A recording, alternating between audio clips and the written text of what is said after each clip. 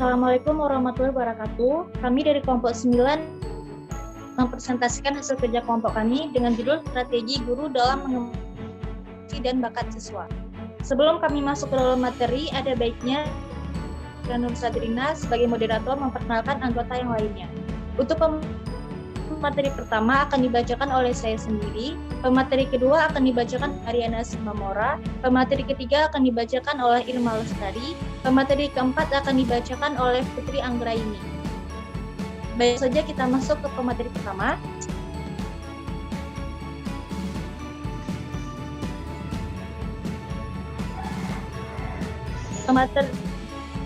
Materi pertama yaitu adalah karakteristik.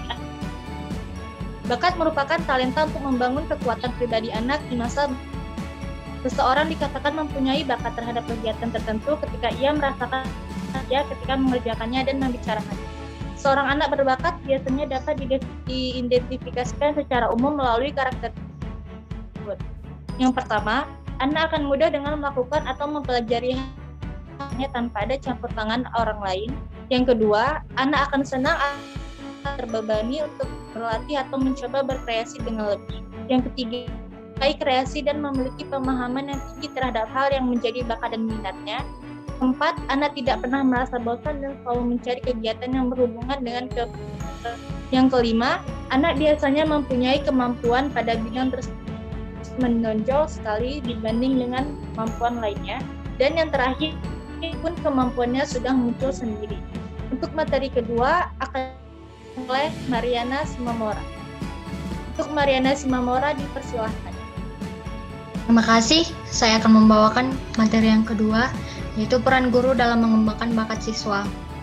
Untuk mengetahui bagaimana dalam mengembangkan bakat siswa, yaitu yang pertama perhatian. Setiap individu adalah unik, karena itu setiap bakat perlu memperoleh perhatian khusus. Bahwa tanpa kita sadari, ternyata banyak juga siswa-siswi yang kurang perhatian dari gurunya. Tak sedikit siswa yang merasa sedikit tidak diperhatikan gurunya sehingga berbuah seperti yang menurun.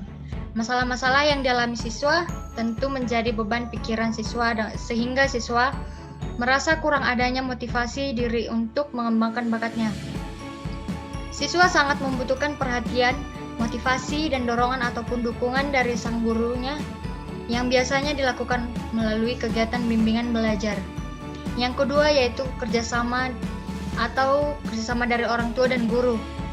Yaitu guru dan orang tua pada hakikatnya memiliki tujuan yang sama dalam pendidikan anak, yaitu mendidik, membimbing, membina, serta memimpin anaknya menjadi dewasa. Seorang guru akan senang melihat siswanya ketika siswanya tersebut memiliki bakat yang baik. Dan demikian pula orang tua akan lebih senang lagi bahwa bangga ketika anaknya memiliki bakat dan prestasi yang tinggi. Karena itu, guru dan orang tua memiliki tujuan yang sama untuk mendidik. Kemudian yang ketiga, belajar atau latihan. Belajar adalah proses di mana tingkah laku ditimbulkan atau diubah melalui latihan atau pengalaman. Demikian halnya dengan bakat. Untuk mengangkat bakat yang terpendam, muncul sampai berkembangnya memerlukan latihan-latihan yang rutin dan terus-menerus. Dapat dikatakan bahwa yang dulunya biasa-biasa saja dan bahkan terkesan tidak nampak, jika dipupuk, dibina, dan dilatih dengan sungguh-sungguh akan berkembang dengan baik. Yang keempat adalah menjaga kestabilan motivasi. Motivasi adalah dorongan yang dapat menimbulkan perilaku tertentu yang terarah kepada pencapaian suatu tujuan tertentu. Keberhasilan belajar siswa dapat ditentukan oleh motivasi belajar yang dimilikinya. Siswa yang memiliki motivasi yang belajar tinggi cenderung prestasinya pun akan tinggi pula. Sebaliknya, siswa yang memiliki motivasi belajarnya rendah akan rendah pula prestasi belajarnya. Sebab motivasi merupakan penggerak atau pendorong untuk melakukan tindakan tertentu. Tinggi rendahnya usaha atau semangat seorang untuk beraktivitas, dan tentu saja tinggi rendahnya semangat akan menentukan hasil yang diperoleh. Terima kasih. Terima kasih kepada Mariana Simamora atas penjelasannya. selanjutnya akan dibacakan oleh Irma Putri.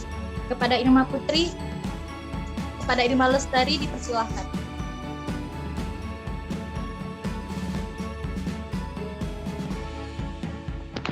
Baiklah, terima kasih kepada moderator. Saya akan melanjutkan peran guru dalam mengembangkan bakat siswa yang telah dibacakan oleh Mariana. Yang kelima adalah memberikan penguatan. Ini berguna untuk mengembangkan bakat siswa, meningkatkan perhatian siswa, mempermudah proses belajar siswa, dan mempertahankan motivasi serta mengarahkan kepada cara berpikir yang baik. Keenam, yaitu kegiatan ekstrakurikuler. Kegiatan ini yaitu kegiatan yang di luar mata pelajaran untuk membantu mengembangkan peserta didik sesuai dengan kebutuhan, potensi, bakat, dan minat siswa. Melalui kegiatan yang secara khusus diselenggarakan oleh pendidik atau tenaga pendidik yang berkemampuan dan bersekolah.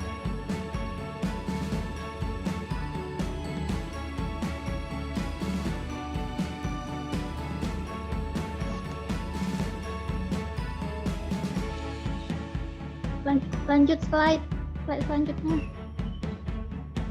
Selanjutnya, strategi dalam mengembangkan bakat siswa. Ada seorang profesor dan psikolog dari Universitas Harvard, yaitu Howard Gardner, dalam bukunya yang berjudul Frames of Mind: The Theory of Multiple Intelligence. Gardner mengemukakan bahwa setiap manusia memiliki detapan kecerdasan berbeda yang mencerminkan berbagai cara berinteraksi dengan dunia, dan ditambah dengan satu jenis kecerdasan multiple intelligence, yaitu sebagai berikut. 1. Kecerdasan verbal linguistik. Kecerdasan majemuk verbal linguistik melibatkan berkemampuan melalui membaca, menulis dari kata-kata serta menggunakan bahasa yang benar. Kedua, kecerdasan logis matematis. Kecerdasan dalam mengolah angka, matematika, dan logika untuk mencerminkan dan menemukan dan memahami berbagai pola, seperti pola pikir, pola visual, dan pola warna. Ketiga,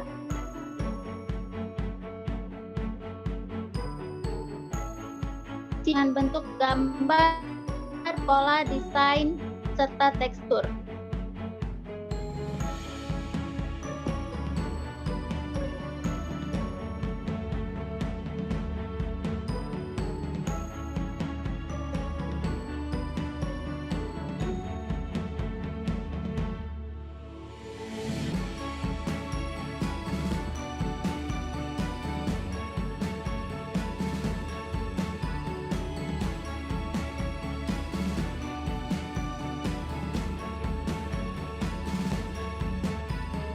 Saya kembalikan kepada moderator. Terima kasih Tari atas penjelasannya. Untuk materi selanjutnya akan dilanjutkan oleh Putri Anggraini. Untuk Putri Anggraini dipersilahkan. Terima kasih moderator, saya akan melanjutkan. Kecerdasan kinestetik jasmani yaitu kecerdasan yang melibatkan kemampuan koordinasi anggota tubuh dan keseimbangan. Anak yang memiliki kecerdasan ini sangat senang melakukan aktivitas, yaitu seperti menari, berolahraga, dan bersepeda. Yang kelima, kecerdasan musikal. Tidak hanya bermain alat musik dan mendengar lagu, mereka juga memahami dan membuat melodi irama sendiri. Yang keenam, kecerdasan intrapersonal merupakan di mana si kecil mampu mengintrospeksi, memahami diri sendiri, mengetahui kekuatan dan kelemahannya, dan bahkan bisa mencari motivasi untuk dirinya sendiri. Yang ketujuh, kecerdasan interpersonal, yaitu keterampilan di mana seorang anak mampu menaruhkan atau menempatkan diri di keramaian masyarakat dan juga mampu berinteraksi dengan para masyarakat dan juga orang lain. Slide ke-8. Slide ke-8.